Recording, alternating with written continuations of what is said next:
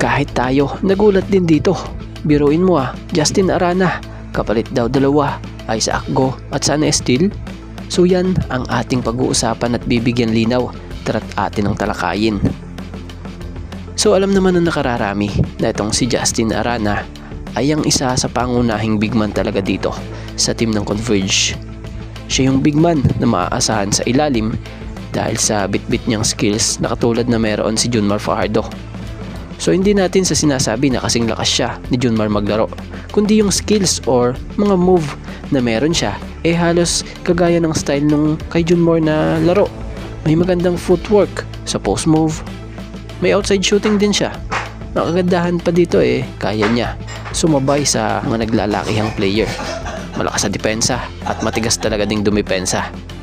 At neto lang nagulat din tayo dahil sa nabasa natin batay sa post nitong PBA Insider News na sinasabi rito na I heard that Converge star bigman Justin Arana is now requesting a trade to the Converge management due to low playing time this conference.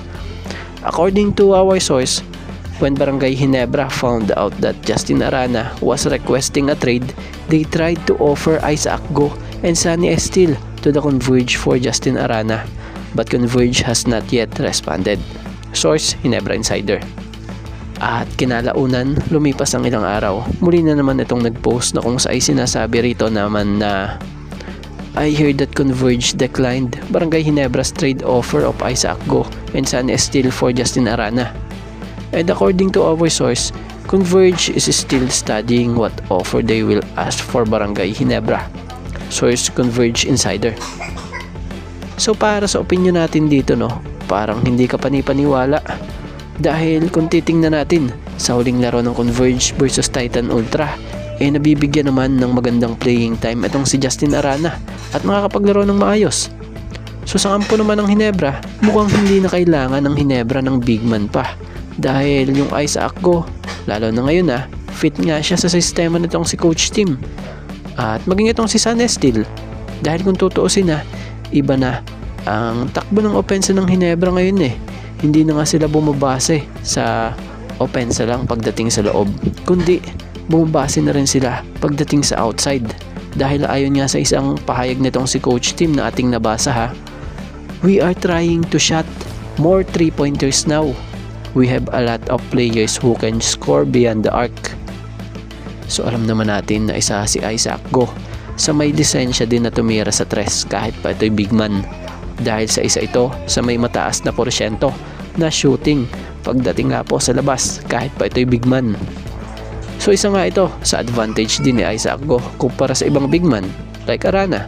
Dahil sa Isaac Go, kaya niya ngang ma-stretch ang floor dahil sa pagiging deadly shooter din ito. About naman kay Sunny Steele sa naging huling laro ng Barangay Ginebra versus Fuel Masters, pinuri nga po nitong si Coach Tim itong si Sunny Steele dahil sa nagustuhan nito ang laro nito.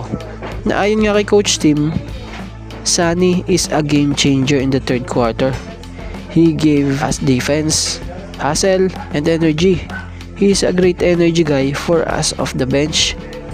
So kita nyo yung mga yan na players ng Ginebra na sila Isaac Go and Sunny Steele.